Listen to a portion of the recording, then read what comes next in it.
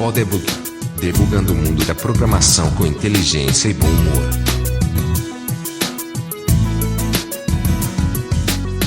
Olá pessoal, esse é o Podebug e o tema de hoje é o dilema de sempre: dominar muitas linguagens e plataformas ou ser um especialista.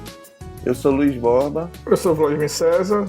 Eu sou Marcelo Oliveira Cabral. Pronto, para começar eu queria fazer uma pergunta para vocês. Aliás, duas perguntas assim.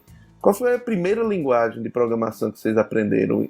E quantas vocês conhecem ou trabalham hoje em dia? A primeira linguagem que eu aprendi, eu acho que eu falei no último episódio, foi o Basic, né? Estudando Basic, mas só fiz copiar código, né? Eu copiava código que eu achava de exemplo, ia testando, fazendo meus exercícios, sonhando em um dia fazer um joguinho, mas não tinha muito o que fazer no VIC-20, ele tinha muita limitação. Alguns anos depois é que eu conheci o DBase, e aí, um estágio no meio do ano de férias, eu fui apresentado ao DBase. Já existia o DBase 3, já existia PC, mas como eu tinha em casa um Apple II, um clone do Apple II, ele tinha uma versão DBase 2 para Apple, e aí foi aí que eu comecei a também entrar em contato com o conceito de banco de dados, de armazenamento de dados, que tudo isso era novo para mim. Naquela época também não tinha internet, então foi só livro, então foi... Depois, mais pra frente, virou Clipper, e aí pra fazer alguma coisa avançada em Clipper, eu comecei a estudar C, não era C++ ainda, era o C puro, que era o que a gente conseguia fazer alguma coisa com um mínimo de performance no PC. Quando precisava fazer alguma coisa nos meus sistemas em Clipper, que tinha performance, eu usava em C. Até que veio o Windows. Quando veio o Windows, ninguém sabia para onde os programadores migrariam, né? Eu estava nessa turma do Clipper, que fazia sistemas comerciais, e comprei acho que foi o primeiro livro de Visual Basic que existiu no Brasil, e era Visual Basic 1 ainda, não tinha acesso a banco de dados nem nada, mas eu comprei mais porque era uma coisa simples de aprender o ambiente Windows, né, que era uma coisa do outro mundo. Eu tinha tentado fazer alguma coisa com C para Windows, mas a quantidade de código que você tem que escrever para fazer uma janela era absurdo, então eu acabei desistindo na época, porque não era prático, eu estava realmente fazendo sistemas e precisava de velocidade, e aí o Visual Basic foi o que me atraiu, né?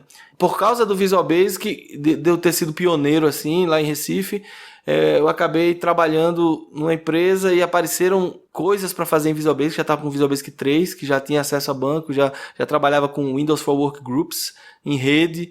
E aí foi quando eu comecei a trabalhar muito em Visual Basic, mas nessa época também tinha Visual Fox Pro. A Microsoft comprou a Fox, que tinha era um sabor lá do DBase, era um dos descendentes do DBase. Também, na época que eu trabalhei na Origin, em Recife, eu também trabalhei um pouco com Fox, que era uma implementação horrível. A Microsoft comprou basicamente para poder pegar a parte de indexação do Fox para jogar no Access dela, e nunca investiu no Fox Pro.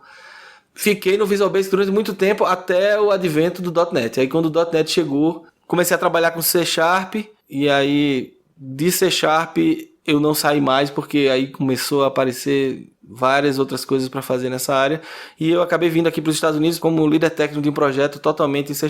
Agora, eu tive que aprender a lidar com outros conceitos, outras tecnologias, tipo o .NET Compact Framework, que é para sistemas embarcados. Então tem algumas outras complexidades, né? E nesse aspecto aí a gente também eventualmente tem que trabalhar com Java, mas assim, nunca fui um grande desenvolvedor nem entusiasta do Java. Sou do lado negro da força da Microsoft, sempre fui. E você, Vladimir? Então, eu comecei, como eu disse, no meu primeiro computador foi um Sinclair Spectrum, né? Então ele tinha o Basic na ROM, e foi assim que eu comecei, né?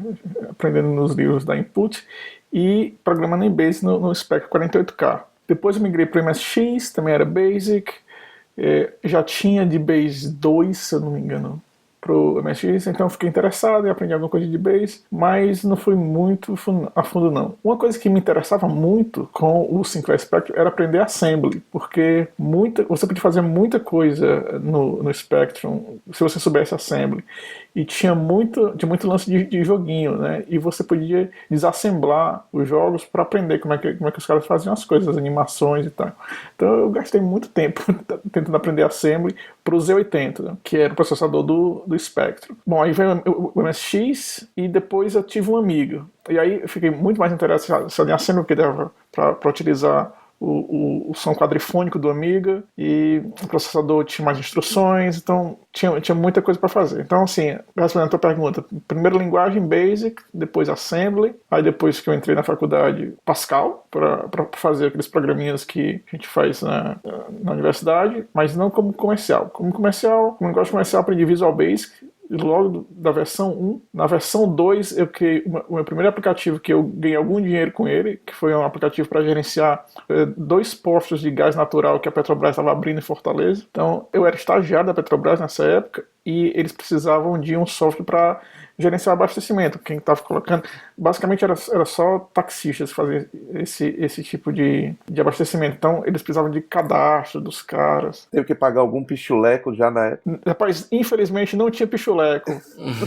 não teve pichuleco pra mim. Aliás, assim, eu não vou nem dizer quanto eu cobrei pelo sistema, porque assim, foi tão barato que hoje eu fico pensando, pô, eu podia ter cobrado muito mais e os caras teriam pagado. Foi assim, uma merreca, não dava. Como é que tu cobrou se tu era estagiário? Isso aí pra mim tá cheirando a pichuleco mesmo.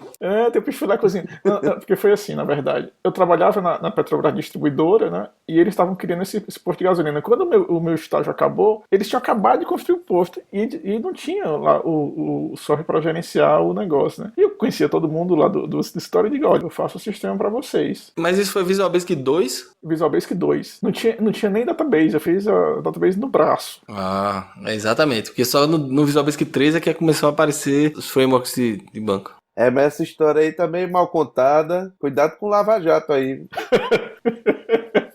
Já que o Sérgio Moro bate aqui em casa. Eu não vi você falar em licitação e nada. Não teve mesmo, nada de licitação nem nada. Os caras pediram.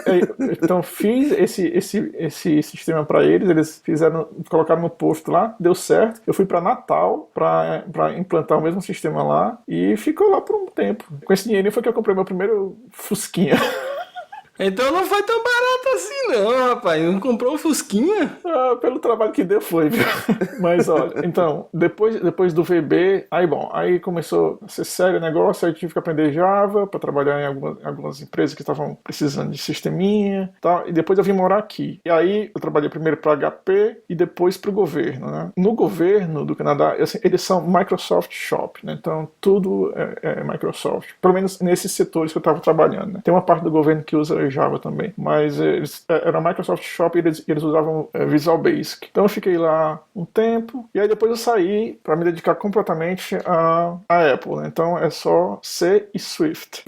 Todos os seus projetos novos estão em Swift ou tu ainda tá em Objective-C? Não, tem um projeto novo em Objective-C, tem 2 projetos lançados já para cliente em Swift, que foi até engraçado, assim que saiu a linguagem, né, o projeto já tava assim, tudo certinho, já estava fechado. O cliente chega e diz, não, eu quero tudo em Swift.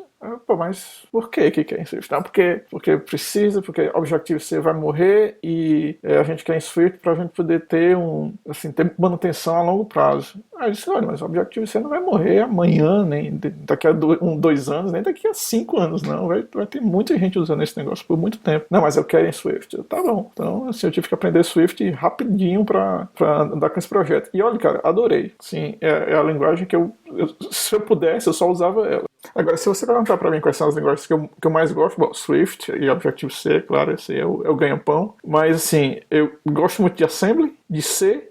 E quando eu estive trabalhando para o governo, a gente teve que fazer muita coisa em JavaScript e em Ruby, né? E eu acabei tendo que aprender essas coisas também.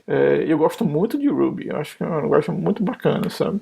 Atualmente, as coisas que eu desenvolvo como hobby aqui em casa, né? Para a internet das coisas, é tudo em Ruby que eu coloco naquele Heroku. Já no meu caso, aliás, a gente é já da mesma geração, né? Começou mais ou menos do mesmo jeito. Eu comecei no TK-85, então a primeira linguagem que eu aprendi foi Basic mesmo, igual a vocês aí. E aí, rapidamente, no TK-85 a gente percebia as limitações que o Basic dele tinha e fatalmente a gente tinha que começar a botar o pé no Assembly e começar a fazer algumas coisas em Assembly para poder fazer as coisas mais divertidas, né? E depois eu tive um MSX, e também continuando a mesma coisa, Basic Assembly. E quando eu entrei na faculdade, mesma coisa, comecei a aprender Pascal na faculdade. Aliás, uma coisa curiosa, que é uma coisa que pouca gente usou, até porque era muito ruinzinho, mas existia uma versão do Turbo Pascal pro MSX. Então, quando eu entrei na faculdade, como eu tinha um MSX, eu comecei a tentar fazer os exemplos e os exercícios tudo da aula numa versão do Turbo Pascal pro MSX. E era uma desgraça, não funcionava direito nada. Mas para mim o que foi marcante no começo da minha carreira é que o meu primeiro estágio, meu primeiro emprego foi trabalhando em C e fazendo software embarcado, e C e Assembly. E eu realmente me apaixonei por fazer isso. Quer dizer, já estava mexendo com código Mac, com Assembly no MSX e no TK, e ter a oportunidade daquele meu primeiro emprego me aprofundar mais em cima disso foi bem, bem legal. E a segunda coisa que eu fiz nessa mesma empresa, na primeira que eu trabalhei, foi um compilador. E foi aí que eu comecei a me apaixonar por linguagens. Eu sou muito curioso, gosto muito de aprender linguagens novas, até mesmo aquelas que eu não vou fazer nada com ela. Mas aí tá ali passando na minha frente, eu vou lá, estudo, leio um livro, faço umas coisinhas, sempre para conhecer. Então, realmente, eu conheço muitas e muitas linguagens. Agora, profissionalmente, eu trabalhei muito com Java também. Além do começo da carreira, estar trabalhando com C e Assembly, eu trabalhei muito com Java. E ultimamente eu tenho trabalhado, de vez em quando eu pego um projeto para fazer em Python, em Ruby. Acho o Ruby também muito, muito legal, muito divertido de fazer as coisas. E atualmente eu estou me aprofundando muito e estudando muito linguagens funcionais, mas ainda não fiz nada significativo com elas. Mas eu fiz um curso de Haskell e agora eu estou estudando Elixir, que parece ser uma linguagem bem promissora. Deixa eu só lembrar uma coisa. Eu bloqueei uma linguagem na minha história. E eu gostaria aqui de confessar que quando eu servi o exército durante 3 anos no centro de informática, eu programei em COBOL. É só uma confissão. Aí é uma mancha no currículo. Eu sabia. Eu não posso falar mal de COBOL nunca, porque a comunidade COBOL já me tem como alvo. Eu num blog, há algum tempo atrás, eu postei Eu fiz um post falando assim sobre... Nem me lembro mais, eu acho que era sobre se Java era o novo COBOL e tal. E dentro do texto eu falava que COBOL tinha morrido, né? Rapaz, apareceram uns caras Chutou a me santa. xingando. E assim, você é maluco, COBOL está muito vivo.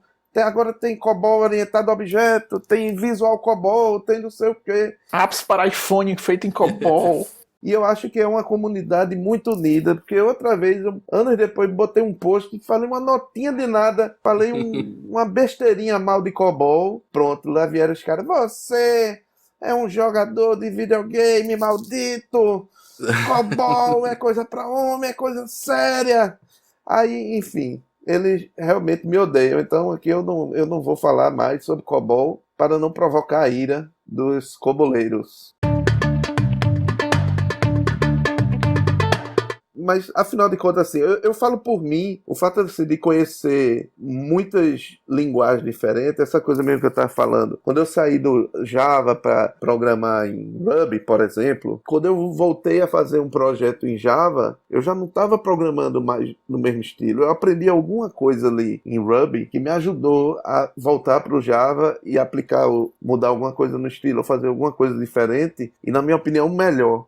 Da mesma forma agora que eu estou, apesar de não estar muito aprofundado ainda, mas não fiz muitas coisas em linguagens funcionais, mas o fato de eu aprender os conceitos funcionais, quando eu estou voltando para as linguagens, estou fazendo, por exemplo, agora um projeto também em PHP, e ele está me ajudando a fazer um projeto de melhor qualidade, ou indo para o JavaScript e fazendo melhor. E, além disso, tem o fato também que hoje já é muito comum você ter no mesmo projeto mais de uma linguagem. Aliás, o exemplo que eu tenho hoje é isso. Eu faço um back-end em PHP, o front-end em JavaScript, ou se você vai programar mobile, você faz um servidor lá em Java, mas usa Swift para fazer a aplicação mobile. Então está se tornando cada vez comum essa mistura de linguagens no mesmo projeto. O que é que vocês acham disso? Como é que vocês veem isso? No meu caso é um pouquinho particular, né? Porque para você desenvolver para iPhone, Bom, você pode desenvolver alguma coisa que não é Swift em Objective-C, né?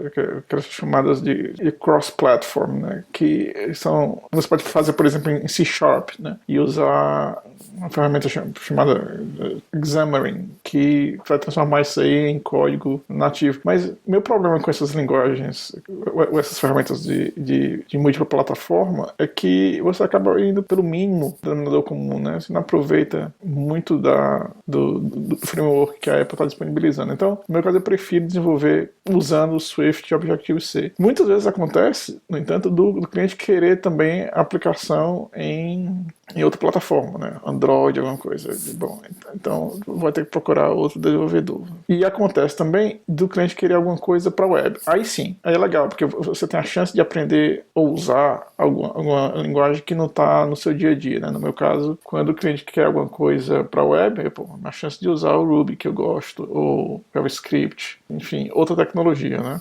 Recentemente, a Apple disponibilizou APIs para um sistema de armazenamento na nuvem chamado CloudKit, que já tem as ferramentas todas prontinhas em JavaScript. Então, você pode facilmente criar seus aplicativos em Android e tal e usar esse sisteminha da Apple lá com essas ferramentas, né? Então é legal, uma chance de você usar múltiplas linguagens para o mesmo sistema. Mas, assim, Boba, eu tô vendo assim que a gente tem experiências diferentes, assim. Tu foi um cara que teve a oportunidade de, pela tua experiência, como tua carreira se desenvolveu, de oportunidade de passar por diversas linguagens e de até aplicar esse conhecimento no teu trabalho do dia a dia. No meu caso, eu fui um cara que foi muito guiado por onde eu estava trabalhando no momento e no meu trabalho mais paralelo, a tendência é você fazer o que você está mais acostumado a fazer no dia a dia. Também, assim, é claro que tudo depende do contexto onde você está inserido e tal. Lá de mim, como eu estava falando agora, ele faz aplicações para iOS, né? Agora, lá no César onde eu trabalho, eu pulo de um projeto com determinadas características para outro completamente diferente. E sabe, se você vai... Eu digo, recentemente eu participei de um projeto que era de processamento de imagens, OCR, uma série de coisas desse tipo. Então, na hora de avaliar as tecnologias que a gente ia usar lá, a gente tinha que sair um pouco da nossa zona de conforto, né? Tipo, não, a melhor, dadas as características do projeto tudo, a melhor naquele contexto, naquela situação, era Python. Então, a gente teve que aprender Python. Aí, esse negócio que eu falei do projeto atual que eu estou mexendo com PHP e JavaScript, eu não... Até, sei lá, 4 meses atrás eu nunca tinha programado uma linha de PHP. A gente tem que aprender. Então, assim, é muito da necessidade, né? Agora, de fato, eu observo isso. Quanto mais linguagens eu aprendo, programa e tudo, eu vou conseguindo, com o tempo, com a experiência, aprender coisas novas, porque eventualmente as linguagens e as comunidades ao redor daquela linguagem começam a criar soluções diferentes e você começa a usar uma coisa de uma na outra e fazer uma mistura toda. Bom, é isso. Então, o que é que vocês acham em relação ao nosso tema principal? Vale a pena dominar muitas linguagens de plataforma ou ser um especialista numa plataforma e extrair o máximo dela? Na minha experiência pessoal, ser um especialista no mundo Microsoft me ajudou. Quer dizer, eu fiz certificações e realmente me aprofundei na tecnologia e nas linguagens e plataformas, né? Assim, pouca gente conhecia ComPlus, que era uma dor de cabeça para muita gente, né? Aquela DLL Hell na década de 90, ActiveX, registrar DLL, aquele conceito todo que a Microsoft criou que gerava muito estresse nas pessoas, mas eu conheci aquilo muito bem e isso me ajudou muito em várias oportunidades e eu consegui extrair dessa tecnologia realmente a qualidade que ela tinha, né? Sendo um especialista e buscando tirar o melhor. Então eu acho que assim, não é ruim ser especialista, né? Até voltando à questão do COBOL, tem gente que ganha dinheiro sendo especialista, né, em COBOL até hoje. Mas não existe engenheiro de software COBOL Júnior. Não existe mais. Mas eu fiz um parênteses assim, é interessante, mas é muito mais arriscado e ajuda muito menos a sua empregabilidade. Trabalhar numa empresa que lhe dá essa liberdade, como no caso do Borba, de você trabalhar em vários projetos usando várias tecnologias e plataformas, ajuda muito na sua empregabilidade, porque você vai ser um cara que vai ter mais experiência em plataformas em áreas maiores. E agora, é a questão de balanço e é muito relativo, porque assim, eu tenho essa expertise nessas linguagens que eu trabalhei, mas eu fico completamente tranquilo se eu tivesse que trabalhar com PHP, por exemplo. Eu sei que com a experiência que eu tenho, não demoraria muito para eu também já estar produzindo com qualidade e com a velocidade que eu tenho nas outras linguagens. Então, sintaxe, conceitos são coisas que não deveriam assustar nenhum bom programador. Então, eu acho que um balanço nisso é importante. Assim, você também não pode ser um cara generalista que não sabe nada profundamente, mas também só saber uma coisa e ser um cara que não olha para o lado, não está olhando o que está acontecendo no mercado, também não é ruim, também não é bom. Então, no final das contas, a gente fica em cima do muro na resposta, mas é a realidade, né? Assim, você tem que se aprofundar um pouco nas coisas que você gosta e sabe, mas por outro lado também não deixando de lado o mercado. Uma opinião um pouco diferente da sua, Marcelo. Eu acho o seguinte, eu acho que no começo da sua carreira é bom você aprender várias linguagens, várias tecnologias diferentes, sabe? Por dois motivos. Um é para você ter essa noção, né, que o Borba estava falando, de como é que uma coisa que você faz em uma linguagem vai influir na maneira que você resolve problemas em outra linguagem. E esse é um motivo. O segundo é que é bom para você ver o que você gosta também, né? Assim, as linguagens são diferentes, os problemas que elas resolvem são diferentes, onde elas vão ser utilizadas são lugares diferentes. Então, se você tem conhecimento de várias linguagens e tenta usá-las nesses, né, para web, sistemas embarcados, né, para mobile, né, você acaba criando um gosto por alguma dessas áreas, né? Eu gostei mais de fazer design para web, eu gostei mais de fazer back-end para web, eu gosto de fazer sistemas embarcados, enfim. Você vai descobrir do que é que você gosta também. Mas depois disso, depois que você, né, viu uma série de linguagens, né, e testou e avançou na carreira um pouquinho, eu acho que aí é a hora de você se especializar um pouco mais. Porque sempre vão existir linguagens, né? Sempre vai ter alguém inventando linguagem, você pode dar uma de curioso e ficar dando uma olhada e tudo, mas em inglês tem a expressão, né, que é Jack of all trades, master of none, né? É o pau para toda obra, mas que não sabe nenhuma delas muito a fundo. Eu, assim, dou como exemplo iOS Development, né? Assim, é um mundo, tem os frameworks são grandes, todo ano eles aumentam o número de APIs, assim, a plataforma agora tem um outro device, Apple TV, onde você vai desenvolver, então tem mais coisas para aprender. Então, assim, não dá para ser generalista, porque não dá tempo, é muita coisa. Então, acaba que você se especializa em uma coisa que você gosta mais, e eu acho que é bom. Assim, eu não acho que há realmente, como você falou, um problema de empregabilidade, né? Mesmo para certos nichos, né, de mercado, né? O cara que é especialista em, sei lá, sistemas embarcados, vai ter emprego para esse cara e muito, assim. Essa área, assim, não tá faltando emprego, não. Mas Vladimir, assim, eu acho que a gente meio que concordou, porque assim, quando eu falei na questão da empregabilidade, eu não tô falando um cara já com o nível de experiência que a gente tem, né? É mais para o cara que talvez esteja ouvindo a gente e que tá começando a carreira. Esse cara, assim, ele não pode estar pensando, eu vou ser o cara, eu adoro a Apple, eu vou ser o cara só de iOS, porque eu não sei o que pode acontecer no mercado amanhã, e se ele só aprende Objective-C e Swift, ele pode realmente ficar, assim, com a empregabilidade dele de alguma forma comprometida. Mas a gente está num momento do mercado que é único, né? É como nunca. Então eu acho que essa questão cai muito realmente em importância. Eu acho que você vai ter emprego em praticamente qualquer linguagem que se você for um bom programador, você vai ter oportunidade em várias áreas. Quando a gente avança muito, não é só a linguagem, é o que conta menos no final das contas, né? Porque assim, hoje em dia minhas preocupações são muito mais arquitetura, integração, hardware, escalabilidade. Tem tantas outras preocupações que você também precisa aprender e que não estão diretamente ligadas a linguagem, que assim, realmente a linguagem cai muito em importância. Mesmo vocês estão despreocupadinhos, assim, um tá nos Estados Unidos, o outro tá no Canadá, né? Mas eu tô no Brasil, pô. Aqui as coisas não são tão fáceis assim, não, né? Agora eu me lembrei a história como eu disse, o meu primeiro emprego, né? Meu primeiro estágio, que que se transformou em emprego de verdade foi trabalhando em C, em sistemas embarcados, Assembler, e desenvolvendo um compilador de uma linguagem lá, que era um subconjunto do Clipper na época. E eu adorava aquilo, para mim era um negócio, eu vibrava, adorava fazer aquele negócio. Mas a empresa teve um momento que ficou meio mal das pernas, e aí esse negócio aqui não vai dar certo não. Eu me abusei, aí pedi minhas contas e fui embora. Pra você ver como a situação tava preta, no dia que eu pedi pra ir embora, no dia que eu fui embora, eu ganhei 6 meses de salário, que era 6 meses que tava atrasado. Fazia 6 meses que ele não me pagava. Só que na época eu morava com os pais, era novo, não dependia daquele dinheiro, né? Mas enfim, o ponto é, quando eu saí de lá, e eu digo, eu quero fazer mais sistemas embarcados, eu quero fazer mais compiladores, e eu olhei ao meu redor, eu não tinha onde fazer, não. Não tinha. Claro, eu podia me mudar para outro canto que tivesse, mas naquele momento eu não tinha nenhum mercado aqui.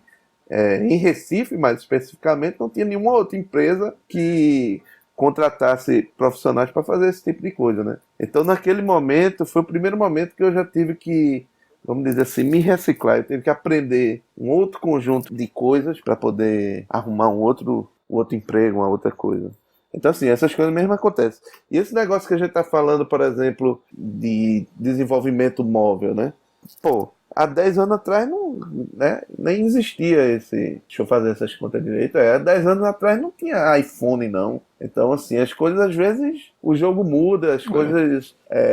você tem que minimamente estar preparado para aprender rapidamente alguma coisa nova, a mudar de planos, a tecnologia evolui. De repente, o cara vai lançar agora, sei lá, não é mais um iPhone. Aí o cara vira pelo avesso, inventa aí uma outra máquina, aí todo mundo vai jogar os iPhones fora e vai usar esse negócio novo. Você tem que estar preparado. Não, Boba, vira tua boca pro lado do mar. A Microsoft tá aí com o óculos holográfico aí, de repente a turma vai começar a ir para o Windows 10, rapaz.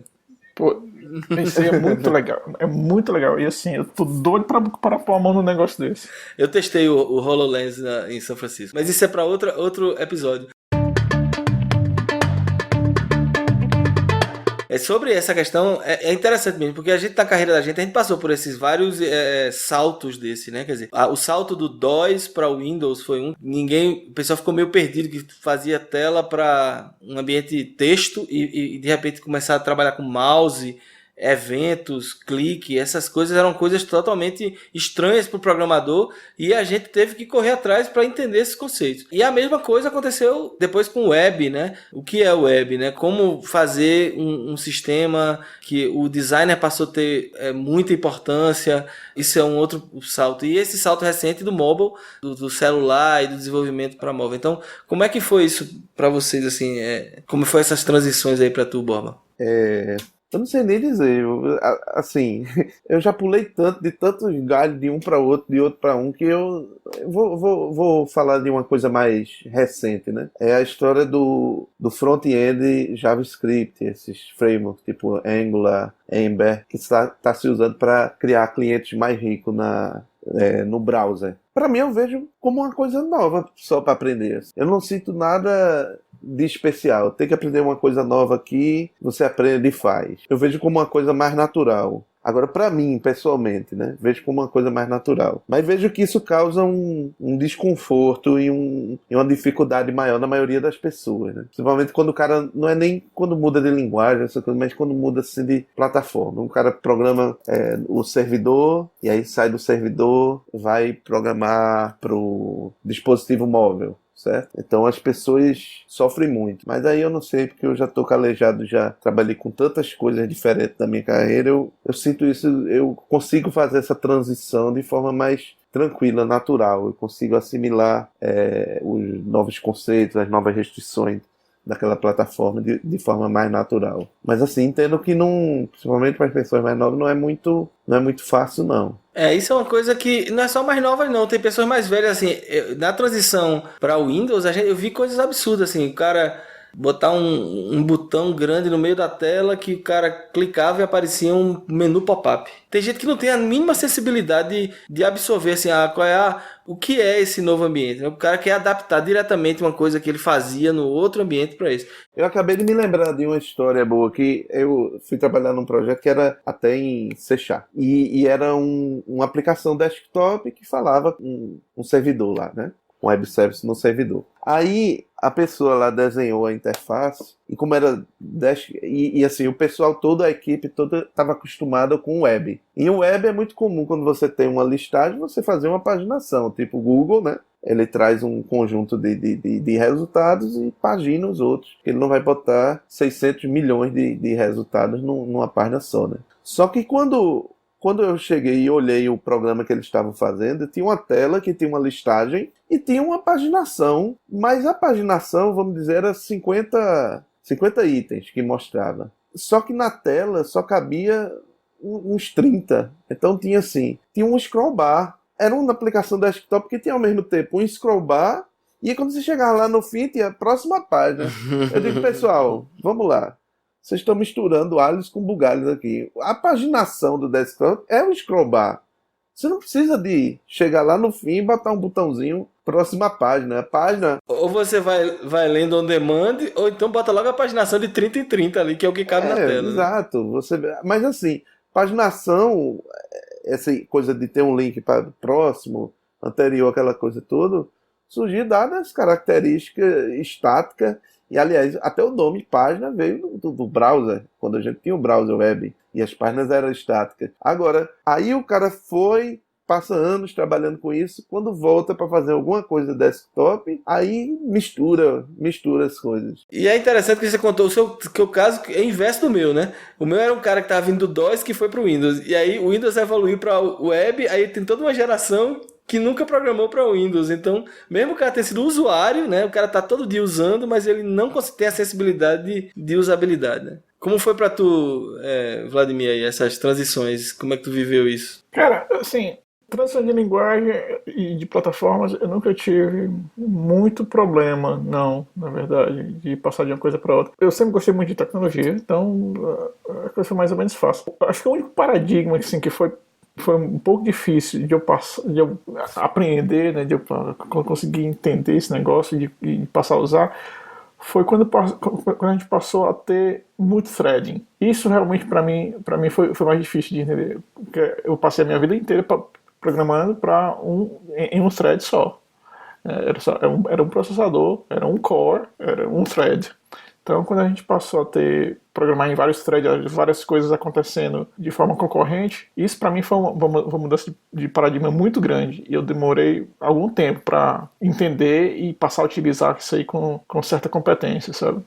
Mas plataforma mesmo, nunca foi um problema muito grande, não. Mas a questão do móvel, porque assim, uma das questões de paradigma de mudar para o ambiente móvel é assim, você não tem conexão constante necessariamente com o centro ou com o servidor, você tem recursos limitados no device.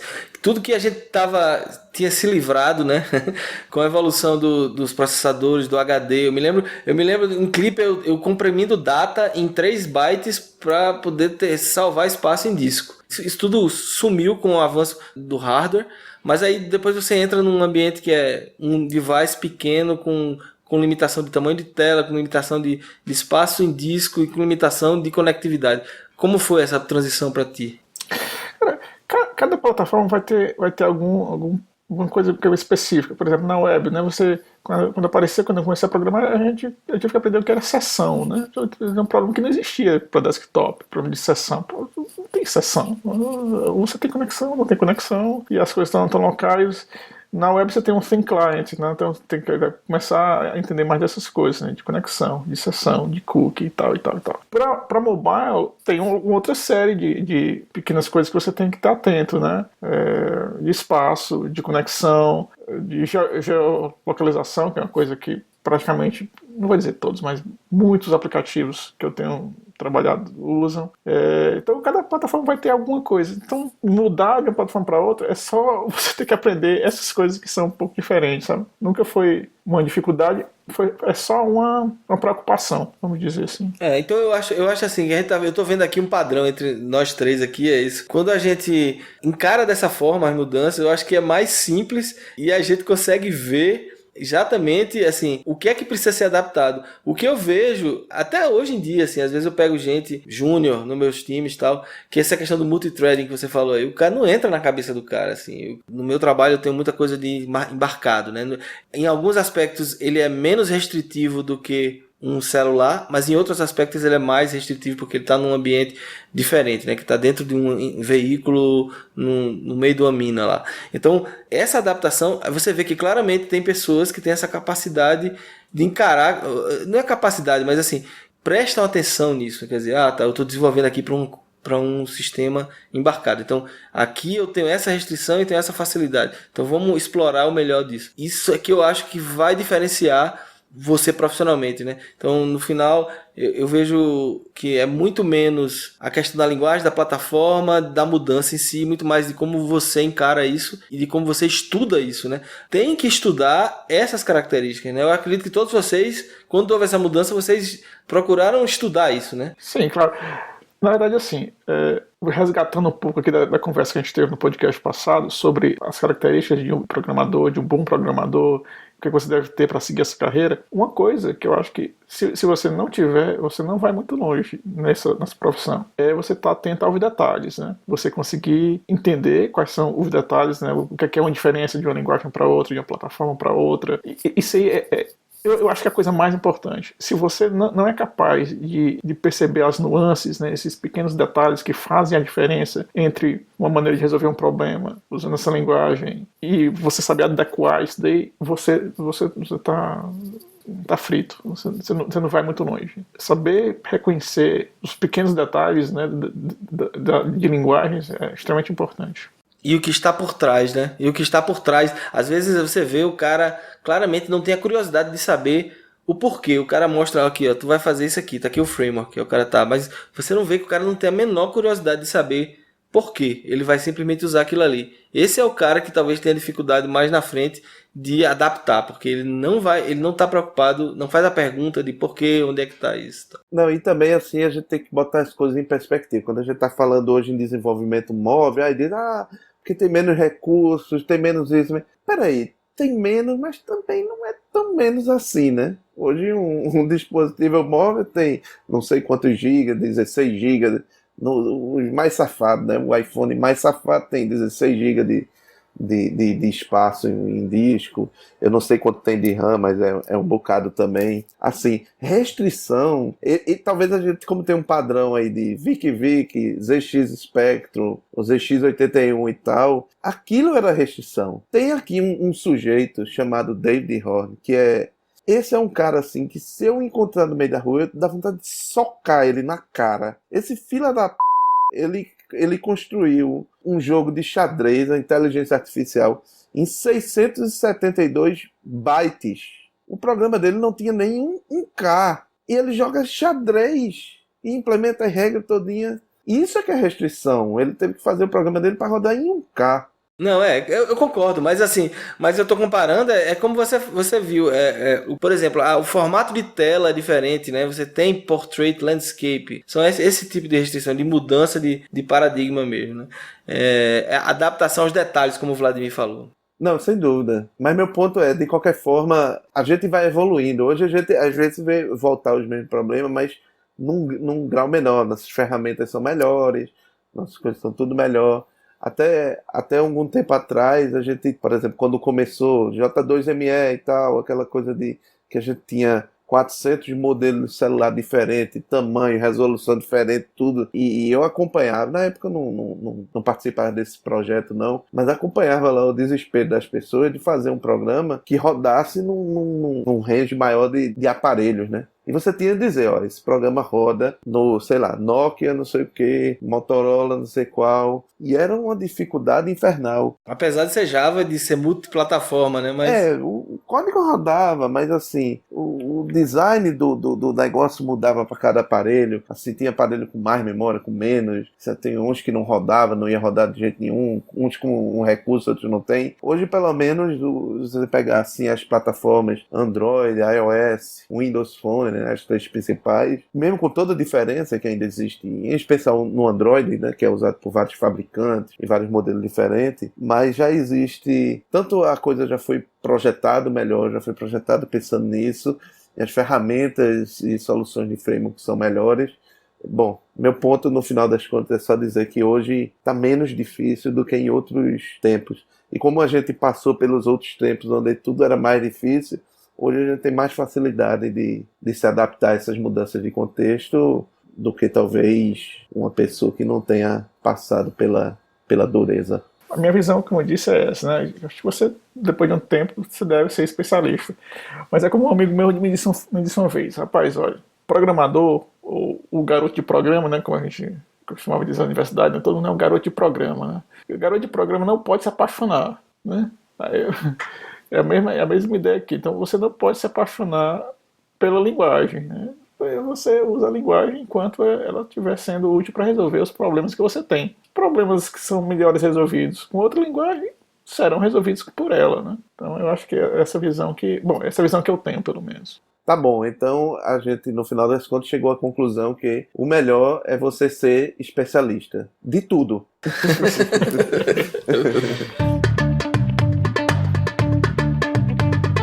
Então é isso, chegamos ao fim de mais um episódio e se vocês quiserem mandar e-mail pra gente, o e-mail é podcast@podebug.com e visite o nosso site podebug.com e lá você vai encontrar informações da nossa presença nas redes sociais, vai ter uma bio de cada um de nós aqui e você pode deixar comentários lá também. Até a próxima então. até mais. Até mais, pessoal.